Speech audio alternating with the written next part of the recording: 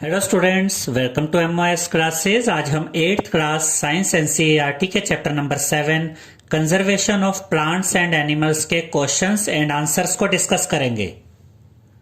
First question में हमसे कहा गया है फिल इन द ब्लैंक्स। इस क्वेश्चन में हमें कुछ ब्लैंक स्पेसेस दिए गए हैं और हमें उन ब्लैंक स्पेसेस को फिल करना है।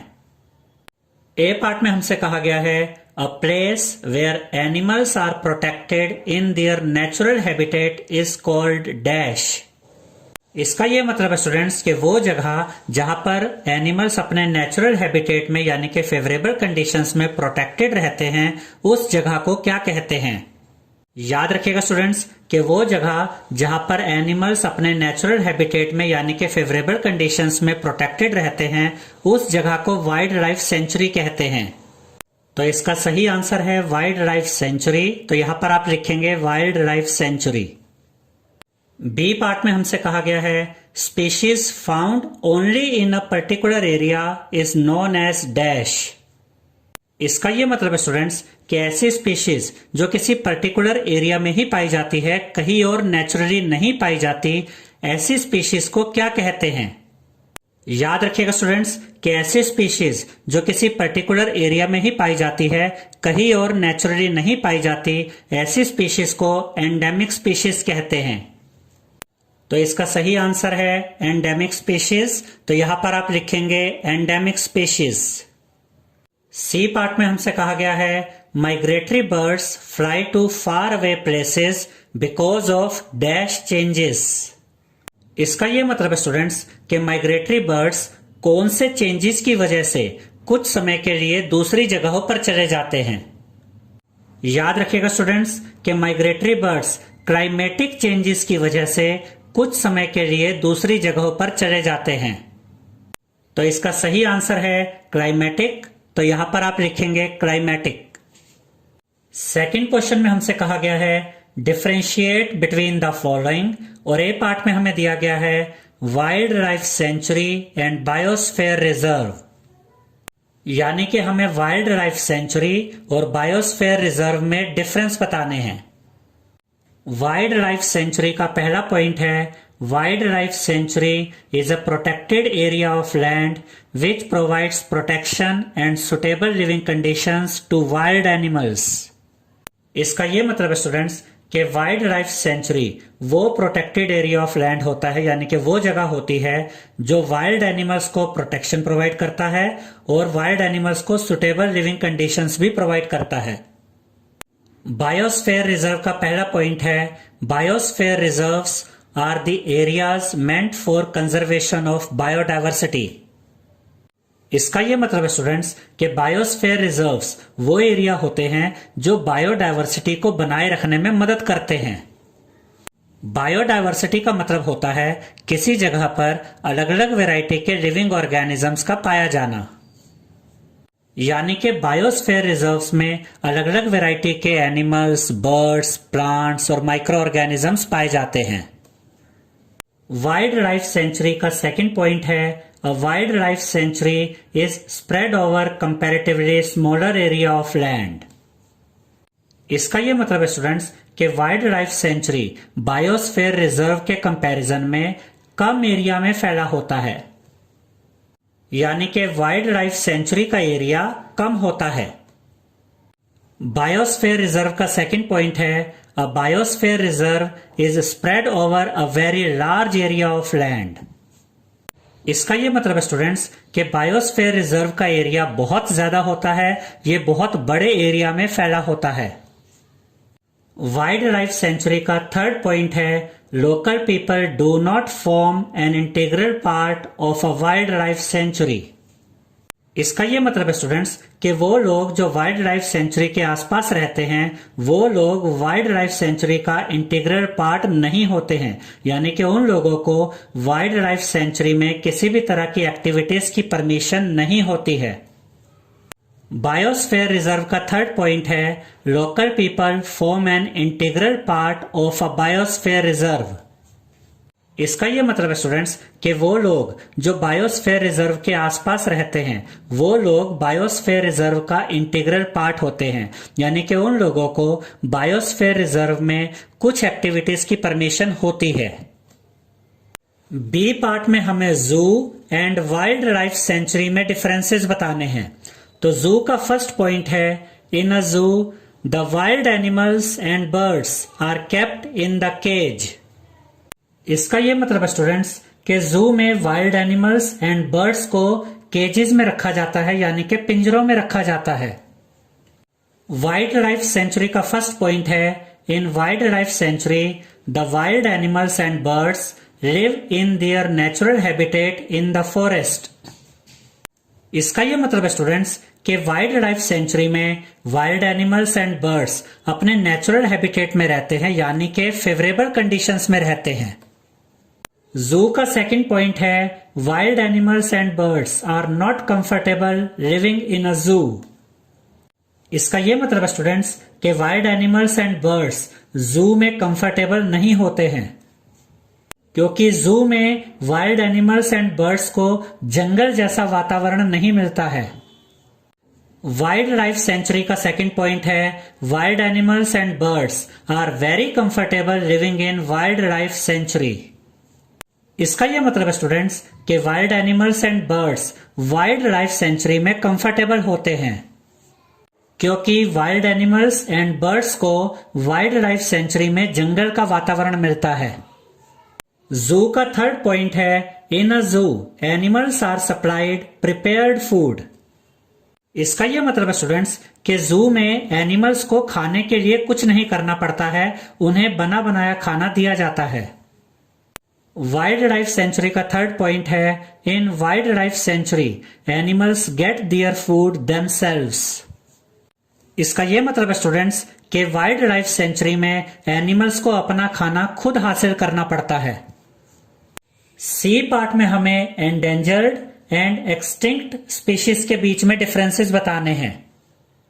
एंडेंजर्ड स्पीशीज का पहला पॉइंट है, the species which are facing the danger of extinction are called endangered species. याद रखिएगा स्टूडेंट्स कि एक्सटिंक्शन का मतलब होता है धरती से पूरी तरह से खत्म हो जाना।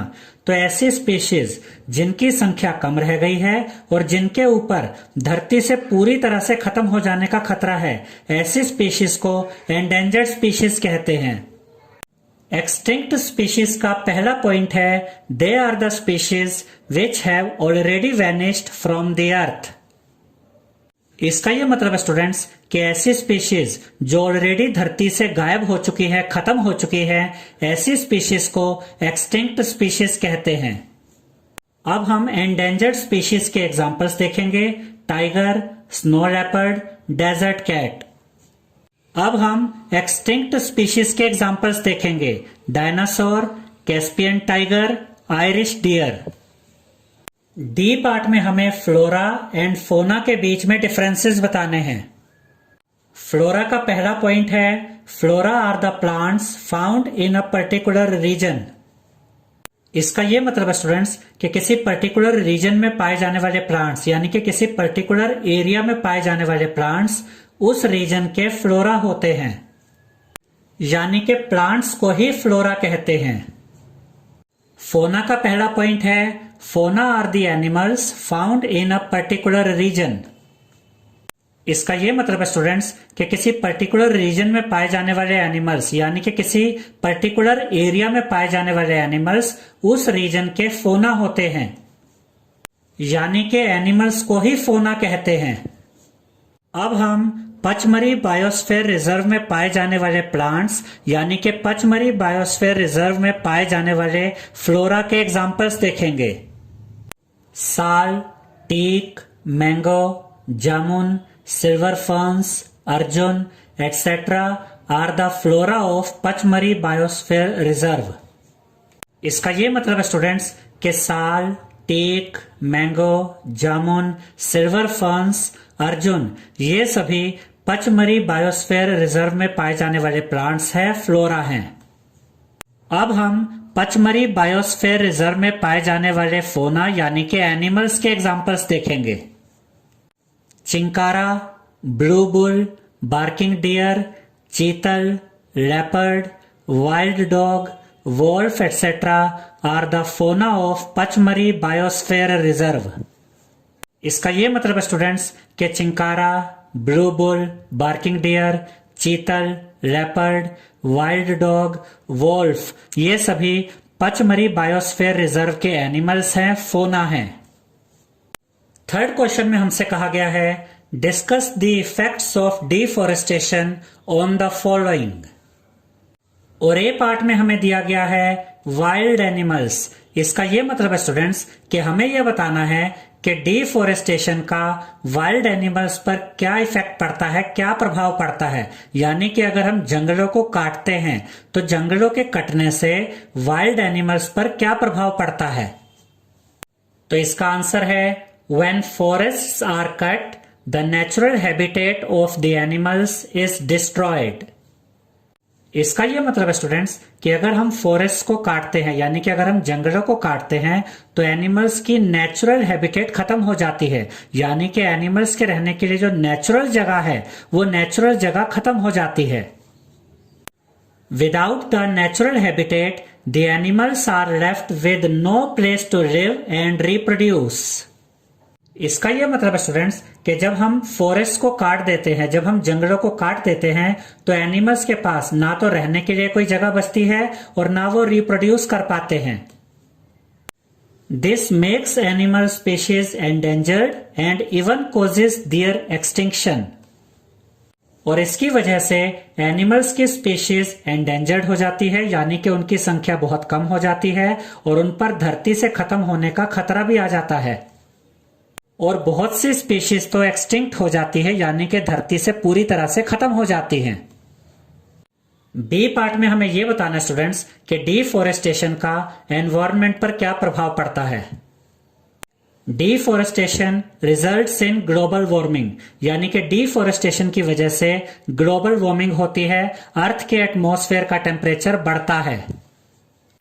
Carbon dioxide is not absorbed by plants and it gets accumulated in the atmosphere to cause global warming which increases the temperature of earth and disturb water cycle। याद रखिएगा स्टूडेंट्स कि प्लांट्स कार्बन डाइऑक्साइड को absorb करते हैं और अगर deforestation होता है यानी कि अगर हम जंगलों को काटते हैं तो प्लांट्स ही नहीं रहेंगे और अगर प्लांट्स ही नहीं रहेंगे तो कार्बन डाइऑक्साइड एब्जॉर्ब भी नहीं होगी। और जब कार्बन डाइऑक्साइड एब्जॉर्ब नहीं होगी तो ये कार्बन डाइऑक्साइड एक्यूमुलेट हो जाएगी यानी कि इकट्ठी हो जाएगी एटमॉस्फेयर में। और अगर एटमॉस्फेयर में कार्बन डाइऑक्साइड इकट्ठी हो जाएगी तो इससे ग्लोबल वार्मिंग होगी और जिससे अर्थ का टेम्परेचर बढ़ जाएगा और इसकी वजह से वाटर साइकिल भी डिस्टर्ब हो जाता है।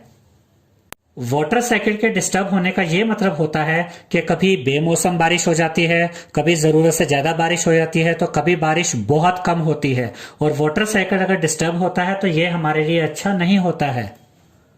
सी पार्ट में हमें यह बताना है स्टूडेंट्स कि डिफॉरेस्टेशन का विलेजेस पर यानी कि रूरल एरियाज पर क्या प्रभाव पड़ता है।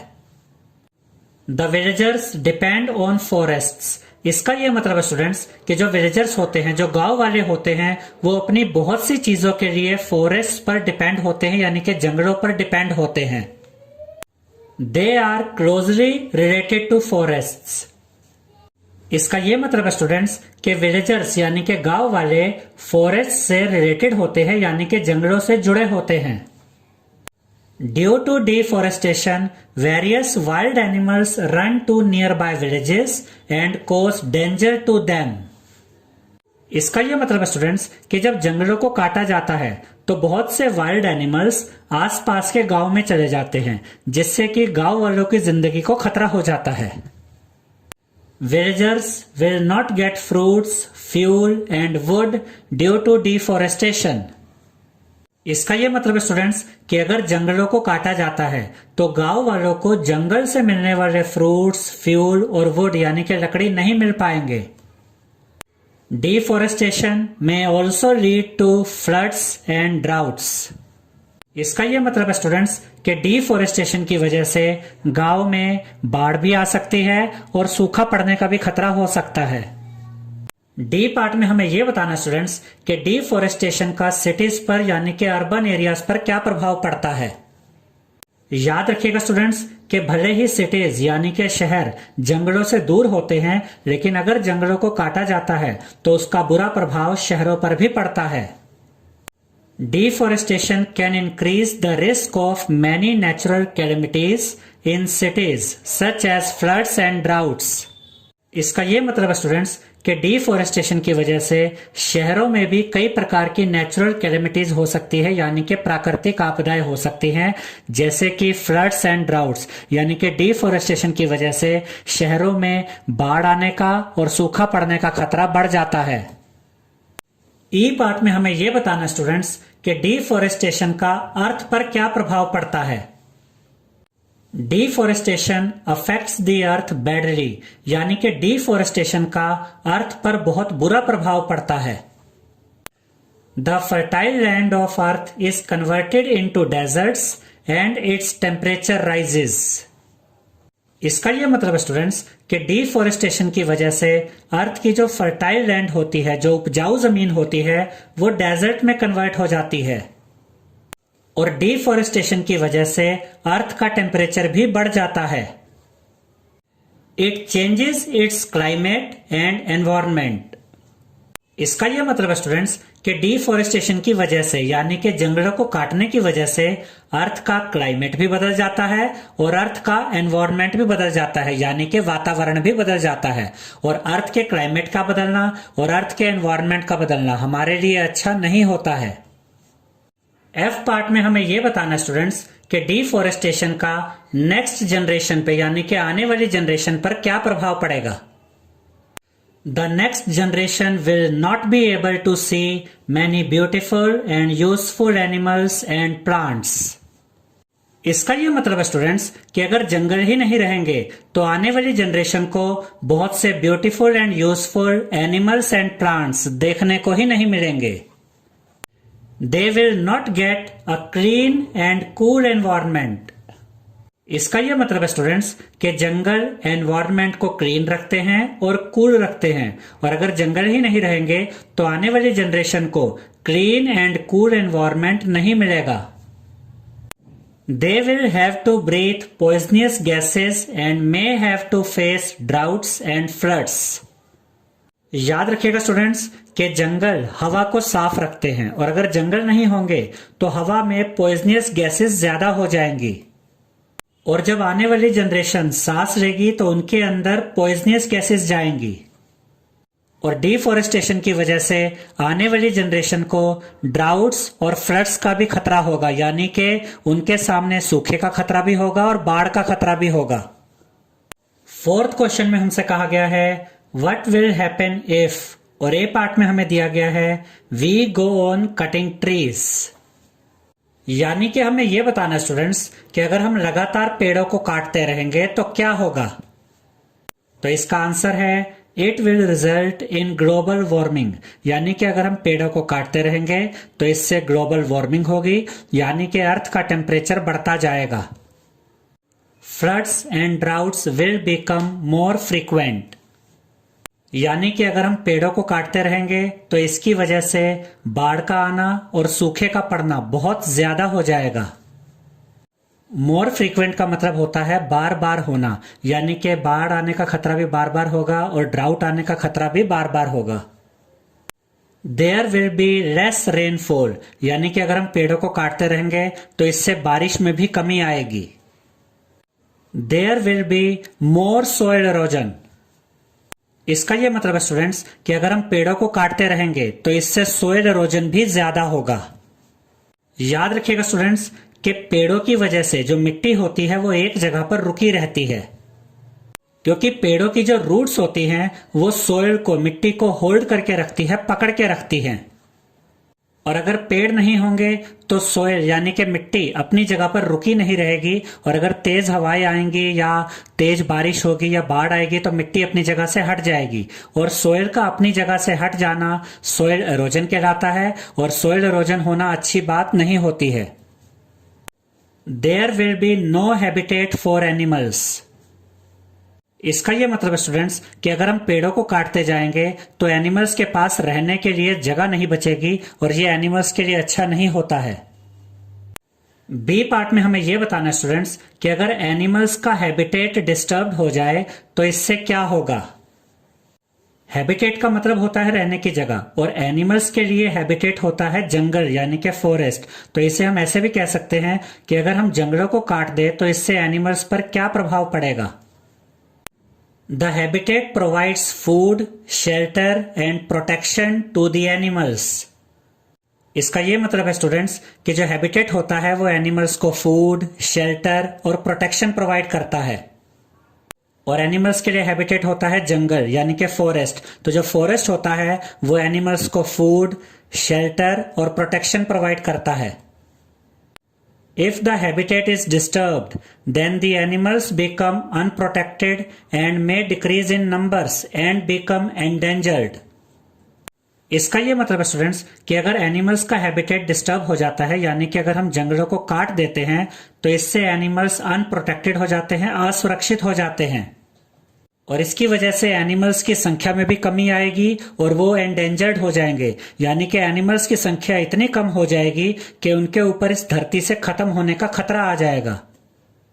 सी पार्ट में हमें यह बताना स्टूडेंट्स कि क्या होगा अगर सोइल की टॉप लेयर एक्सपोज्ड हो जाएगी। इसे आप ऐसे भी कह सकते हैं कि अगर सोइल की यानी कि मिट्टी की ऊपर वाली लेयर अपनी जगह से हट जाती है तो इससे क्या होगा। याद रखिएगा स्टूडेंट्स कि सोइल की जो टॉप लेयर होती है वो फर्टाइल होती है यानी कि उपजाऊ होती है और इसके नीचे की जो लेयर होती है वो हार्ड होती है और रॉकी होती है यानी कि पथरीली होती है। और सोइल की टॉप लेयर के नीचे वाली जो लेयर्स होती है वो फर्टाइल भी नहीं होती है। देखिए इसके आंसर में भी यही लिखा हुआ है, if the top layer of soil is exposed then it will gradually expose the lower layer of soil which is hard and rocky in nature. इसका ये मतलब है स्टूडेंट्स कि जब सोइल की टॉप लेयर एक्सपोज होती है यानी कि जब सोइल की ऊपर वाली लेयर अपनी जगह से हट जाती है तो नीचे वाली जो लेयर होती है जो हार्ड होती है, रॉकी होती है यानी कि पथरीली होती है, वो नीचे वाली लेयर नजर आने लगती है। This type of soil has less humus and less fertility. इसका यह मतलब है स्टूडेंट्स कि सोइल की टॉप लेयर के नीचे वाला जो पार्ट होता है इसमें ह्यूमस भी कम होता है और इसकी फर्टिलिटी भी कम होती है यानी कि ये पार्ट उपजाऊ नहीं होता है। So gradually the fertile land will convert into desert. और इसी वजह से जो फर्टाइल लैंड होती है यानी कि जो उपजाऊ जमीन होती है वो डेजर्ट में कन्वर्ट हो जाती है। अब हम इसे शॉर्ट में ऐसे याद रख सकते हैं स्टूडेंट्स कि अगर सोइल की टॉप लेयर अपनी जगह से हटती है तो उसके नीचे का जो हार्ड और रॉकी पार्ट होता है वो नजर आने लगता है और ये वाला पार्ट फर्टाइल नहीं होता है यानी कि उपजाऊ नहीं होता है, जिसकी वजह से जो फर्टाइल लैंड होती है, जो उपजाऊ जमीन होती है, वो डेजर्ट में कन्वर्ट हो जाती है।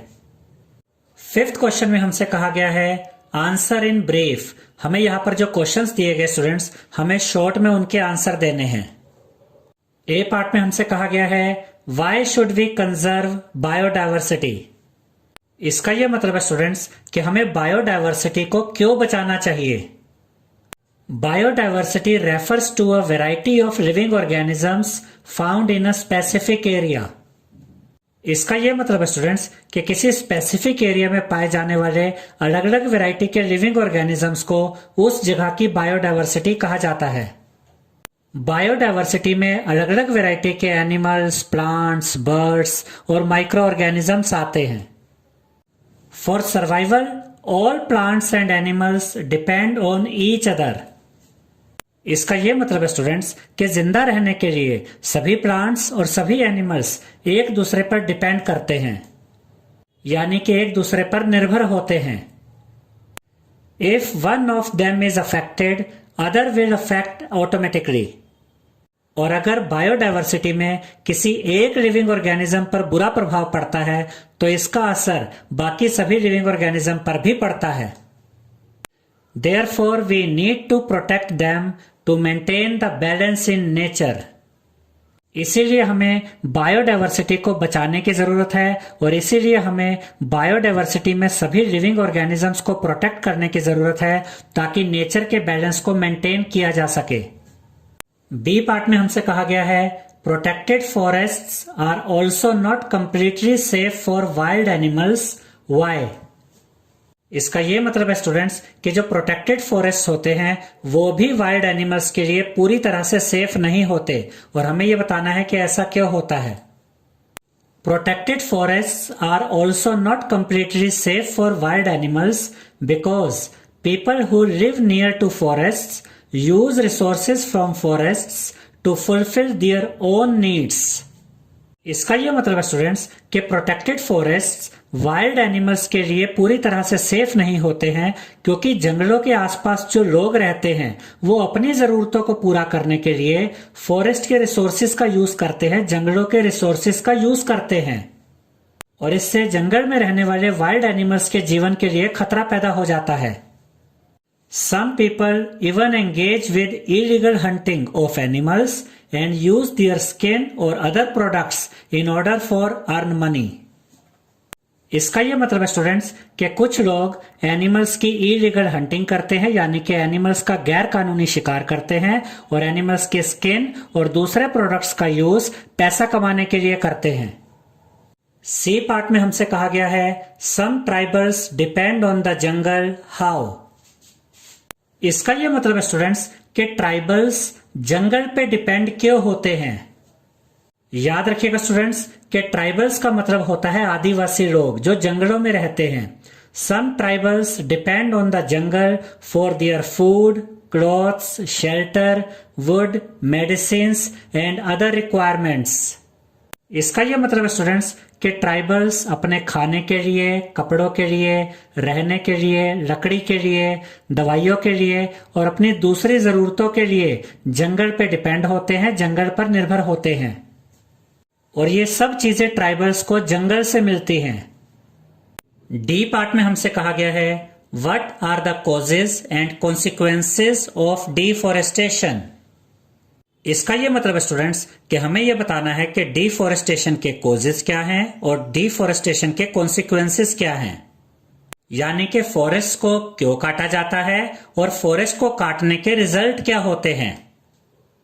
तो सबसे पहले हम देखेंगे कॉजेज ऑफ डिफॉरेस्टेशन यानी कि जंगलों को क्यों काटा जाता है।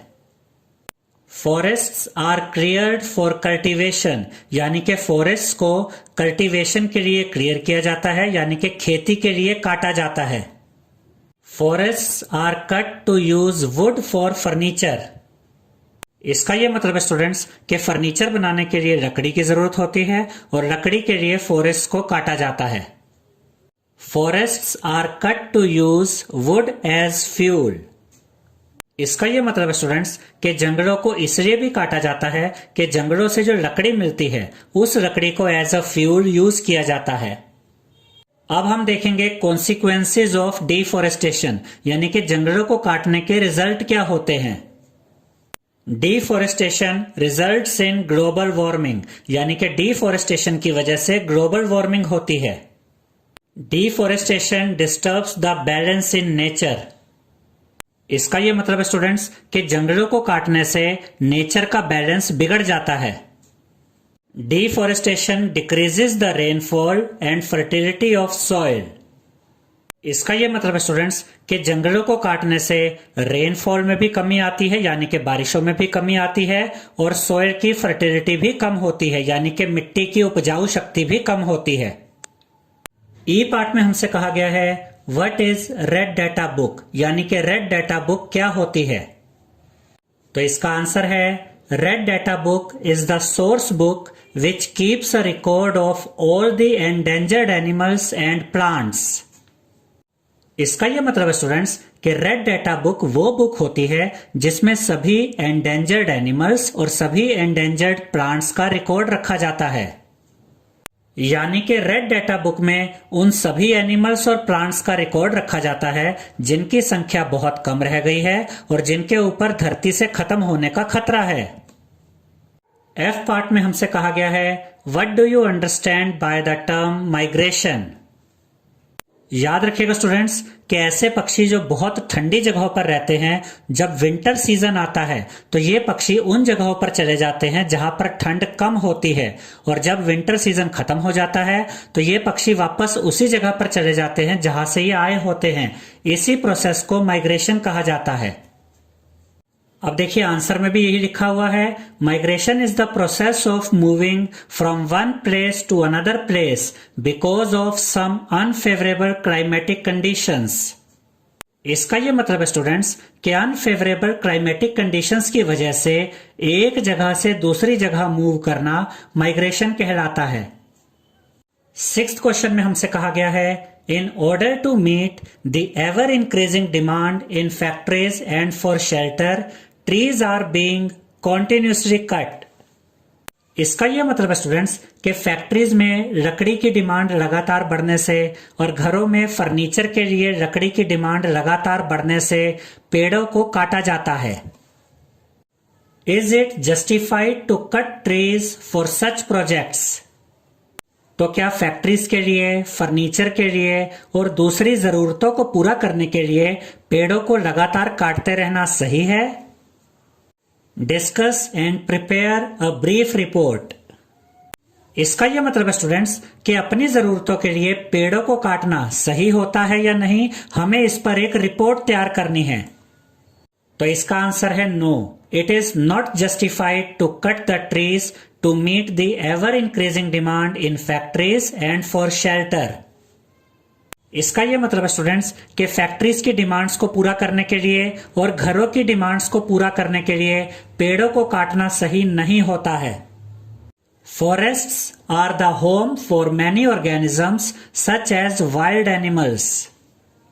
इसका यह मतलब है स्टूडेंट्स कि बहुत से ऑर्गेनिजम्स के लिए, जैसे कि वाइल्ड एनिमल्स के लिए, फॉरेस्ट ही उनका घर होता है, यानी कि जंगल ही उनका घर होता है। और अगर हम जंगलों को काट देते हैं तो वाइल्ड एनिमल्स के ऊपर इस धरती से खत्म होने का खतरा आ जाता है।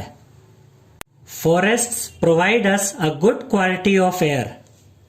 इसका यह मतलब है स्टूडेंट्स कि फॉरेस्ट की वजह से, यानी कि जंगलों की वजह से हवा की क्वालिटी अच्छी रहती है, क्योंकि पेड़ कार्बन डाइऑक्साइड को एब्जॉर्ब करते हैं और ऑक्सीजन को छोड़ते हैं, यानी कि ऑक्सीजन को रिलीज करते हैं।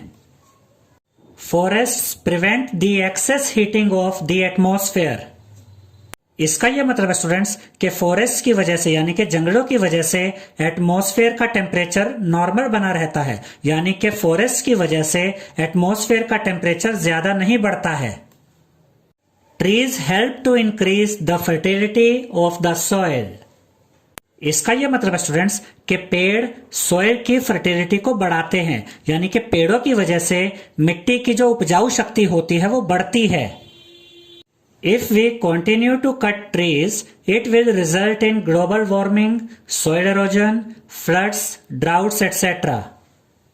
इसका यह मतलब है स्टूडेंट्स कि अगर हम पेड़ों को लगातार काटते रहेंगे तो इससे ग्लोबल वार्मिंग होगी, यानी कि एटमॉस्फेयर का टेम्परेचर बढ़ जाएगा, और इससे सोइल एरोजन भी होगा, और सोइल एरोजन होने से जो फर्टाइल लैंड होती है वो डेजर्ट में कन्वर्ट हो जाती है, और पेड़ों को काटने की वजह से बाढ़ आने का खतरा भी बढ़ जाएगा और सूखे का खतरा भी बढ़ जाएगा। Hence, we should stop cutting of trees and save them। तो अब हम कह सकते हैं स्टूडेंट्स कि हमें पेड़ों को नहीं काटना चाहिए और पेड़ों को बचाना चाहिए। 7th क्वेश्चन में हमसे कहा गया है, how can you contribute to the maintenance of green wealth of your locality, make a list of actions to be taken by you.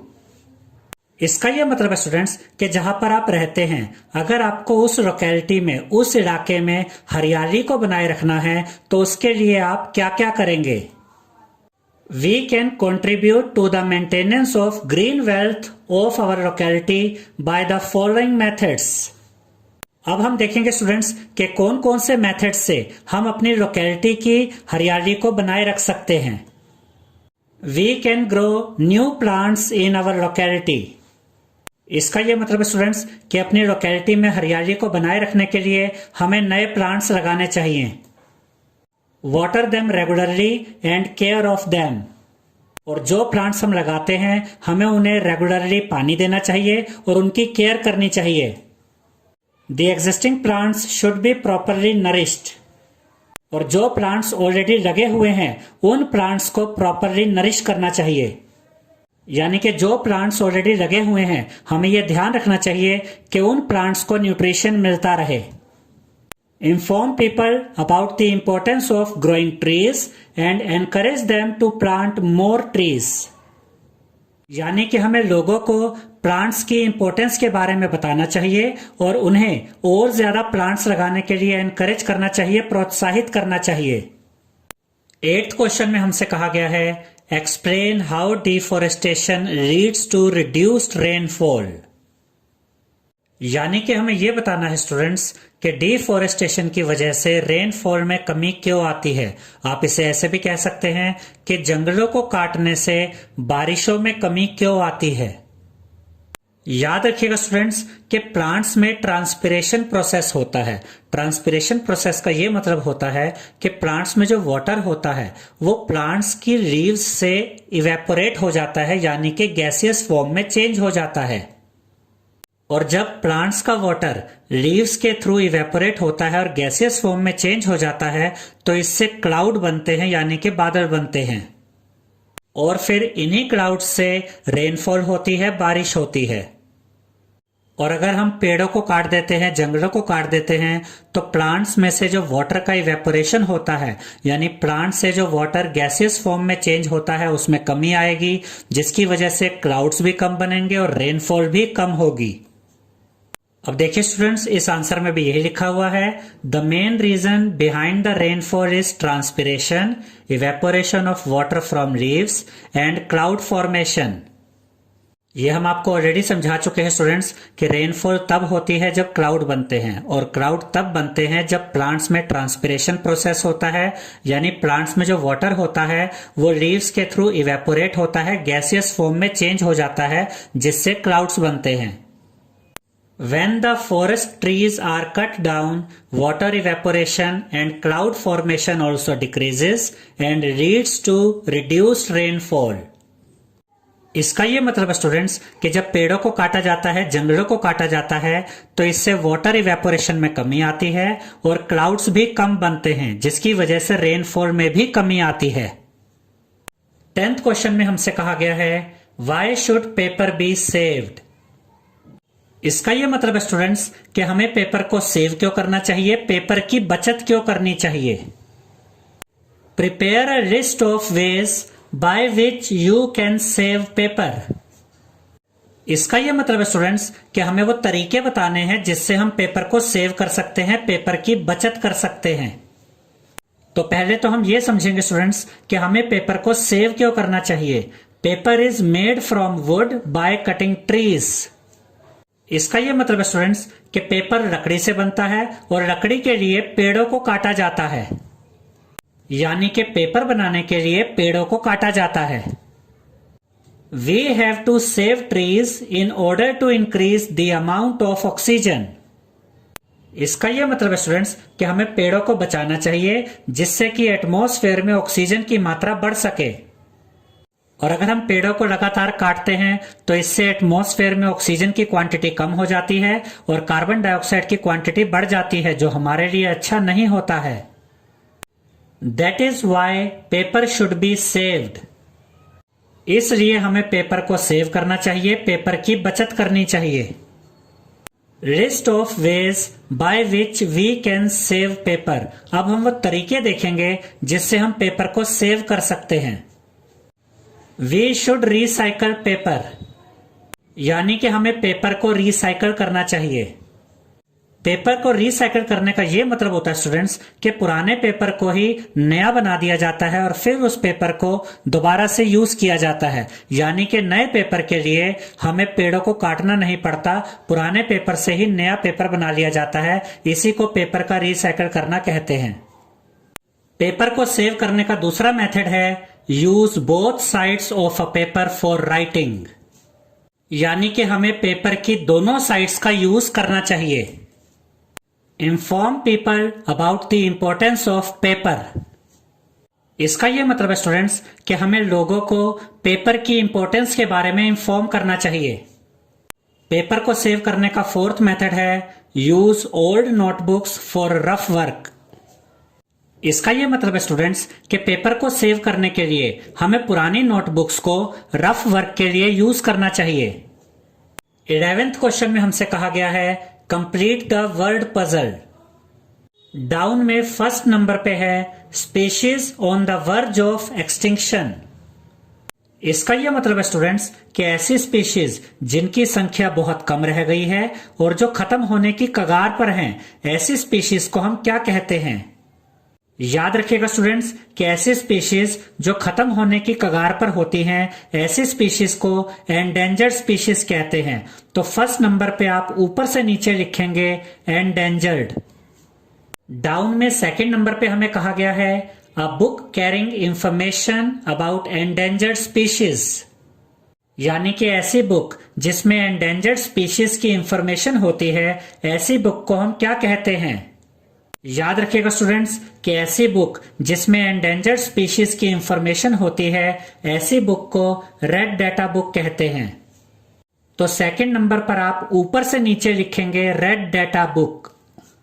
Down में 5 नंबर पे हमसे कहा गया है कॉन्सिक्वेंसेज ऑफ डिफॉरेस्टेशन। इसका यह मतलब है स्टूडेंट्स कि डिफॉरेस्टेशन के क्या कॉन्सिक्वेंसेज होते हैं, यानी कि जंगलों को काटने के क्या रिजल्ट होते हैं। याद रखिएगा स्टूडेंट्स कि जब जंगलों को काटा जाता है तो जो फर्टाइल लैंड होती है, जो उपजाऊ जमीन होती है, वो डेजर्ट्स में कन्वर्ट हो जाती है। तो 5 नंबर पर आप ऊपर से नीचे लिखेंगे डेजर्ट्स। अक्रॉस में फर्स्ट नंबर पे हमें दिया गया है स्पीशीज विच हैव वैनिश्ड। इसका यह मतलब है स्टूडेंट्स कि ऐसी स्पीशीज जो धरती से वैनिश्ड हो चुकी है, धरती से खत्म हो चुकी है, ऐसी स्पीशीज को क्या कहते हैं। याद रखिएगा स्टूडेंट्स कि जो स्पीशीज धरती से खत्म हो चुकी है, ऐसी स्पीशीज को एक्सटिंक्ट स्पीशीज कहते हैं। तो अक्रॉस में आप फर्स्ट नंबर पे लेफ्ट टू राइट लिखेंगे एक्सटिंक्ट। अक्रॉस में थर्ड नंबर पे हमें दिया गया है species found only in a particular habitat. इसका यह मतलब है स्टूडेंट्स कि ऐसी स्पीशीज जो किसी पर्टिकुलर एरिया में ही पाई जाती हैं और कहीं नेचुरली नहीं पाई जाती, ऐसी स्पीशीज को हम क्या कहते हैं। याद रखिएगा स्टूडेंट्स कि ऐसी स्पीशीज जो किसी पर्टिकुलर एरिया में ही पाई जाती है, कहीं और नेचुरली नहीं पाई जाती, ऐसी स्पीशीज को एंडेमिक स्पीशीज कहते हैं। तो अक्रॉस में आप थर्ड नंबर पे लेफ्ट टू राइट लिखेंगे एंडेमिक। अक्रॉस में फोर्थ नंबर पे हमें दिया गया है variety of plants, animals and micro organisms found in an area. इसका यह मतलब है स्टूडेंट्स कि किसी एरिया में पाए जाने वाले अलग अलग वेराइटी के प्लांट्स, एनिमल्स और माइक्रो ऑर्गेनिजम्स को हम क्या कहते हैं। याद रखिएगा स्टूडेंट्स कि किसी एरिया में पाए जाने वाले अलग अलग वैरायटी के प्लांट्स, एनिमल्स और माइक्रो ऑर्गेनिजम्स को उस एरिया की बायोडायवर्सिटी कहा जाता है। तो अक्रॉस में 4 नंबर पे आप लेफ्ट टू राइट लिखेंगे बायोडायवर्सिटी। आई होप स्टूडेंट्स आपको हमारा ये वीडियो पसंद आया होगा। अगर आपको हमारा ये वीडियो पसंद आया है तो इसे लाइक, शेयर और सब्सक्राइब कीजिए। Thank you.